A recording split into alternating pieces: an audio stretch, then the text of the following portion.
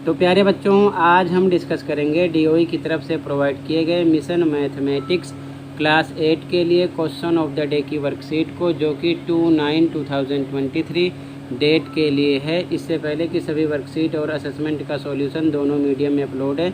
अगर आपने नहीं देखा तो कमेंट में लिंक मिल जाएगी, ओपन करके देख लो। साथ में आपका मिड टर्म एग्ज़ाम 20 सितंबर से स्टार्ट है। अगर आपने डेट शीट नहीं देखा तो वो भी देख सकते हो, कमेंट में लिंक मिल जाएगी, देख लेना। तो क्वेश्चन को स्टार्ट करते हैं, ध्यान से देखना। क्वेश्चन है, right the name of any two pairs of vertically angles from the given figure. निम्नलिखित आकृति में शीर्षाभिमुख कोण के कोई दो युग्मों के नाम लिखिए। कोई दो लिखने हैं, फिलहाल इसमें 3-4 हैं। ठीक है, ये डायग्राम है। ठीक है, सॉल्यूशन देखो ध्यान से, आंसर देखो। केवल 2 लिखने हैं, मैंने 3 लिख दिया। ठीक है, समझने की कोशिश करना। शीर्षाभिमुख कोण का मतलब क्रॉस जैसी लाइन होती है, 2 रेखाएं एक दूसरे को काटती हैं, ध्यान रखना। ठीक है ना, गुणे का निशान होगा, कैसे भी हो सकता है, बस ये पहचान है इसकी। ठीक है, तो हिंदी में लिखो रेखा ए बी और सी डी पर। ध्यान से देखना, बिल्कुल ध्यान से। ए बी और सी डी पर ध्यान से देखो। ए बी आपकी ये रेखा है, सी डी आपकी ये है। तो गुणे का निशान बना, इस बिंदु का नाम है पी, ध्यान रखना। तो इंग्लिश में लिख देना from line A B and C D. ठीक है ना, सेम वही। अब एक एंगल क्या है, ये है, और दूसरा ये है इस पर। ठीक है, यहाँ पर अब देख सकते हो आप कि कोई 2 पेयर हमको लिखने हैं। ठीक है, तो क्या लिखोगे यहाँ पर, इसका नाम है, ध्यान से देखो, इसका नाम लिखना है आपको। ये ए है, ए, ये पी है, ये सी है, तो लिखा है angle A P C.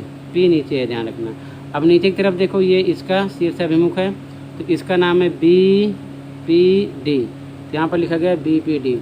Side में लिखो, हिंदी में शीर्षाभिमुख कोण है, और इंग्लिश में वर्टिकली अपोजिट एंगल। ठीक है ना, शॉर्ट में लिख दिया है, समझ गए। एक ये हो गया। दूसरा लिखना होता तो आप इधर से भी लिख सकते थे। देखो ध्यान से, ये इसका नाम क्या लिखोगे, ए, ये बीच का पी है, डी, ए पी डी, और इसका नाम लिख सकते हो सी, बीच में पी है और ये बी है। ठीक है ना, ये भी लिख सकते हो। अब दूसरा देखो, 2 तरीके से 2 युग्म ये भी हो गए, कोई सा भी लिख दो, मैंने अलग अलग 3 समझा दिया है। आगे लिखो रेखा ए बी और ई एफ पर। ध्यान से देखो, ए बी खींच लिया, और ई एफ ये हो गया पर।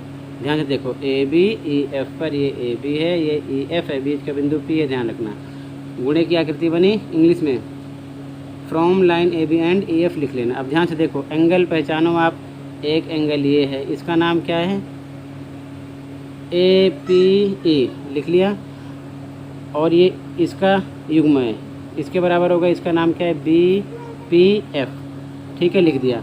दूसरा नाम यहाँ से भी दे सकते थे, इधर से देख लो, ये जो है ये आकृति ये ऐसे बन रही है, ये भी शीर्षाभिमुख है।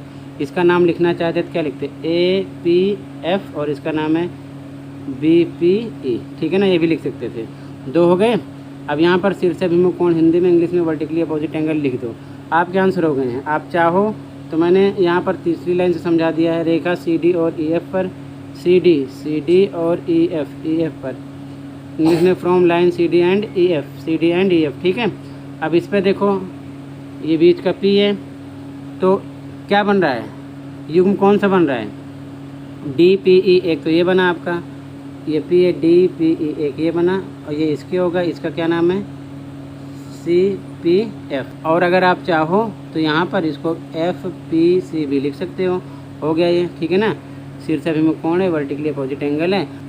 और ध्यान से देखो, दूसरा नाम भी यहाँ पर दे सकते हो, ये शीर्षाभिमुख इसकी होगा। इसमें बहुत सारे हैं, कोई से भी आपको 2 लिखने हैं, मैंने 3 समझा दी। अगर एक रेखा से कट करेगी तो इस पर 2 युग्म बनेंगे, एक ये, अगला ये, ध्यान रखना। ठीक है ना, नाम देना होता है। तो आई होप ये टॉपिक अच्छे समझ में आई होगी। फिर भी कहीं पर कोई डाउट है तो कमेंट कर सकते हो, कोई 2 ही लिखो। आज की वीडियो में इतना ही था, मिलते हैं अगली वीडियो में।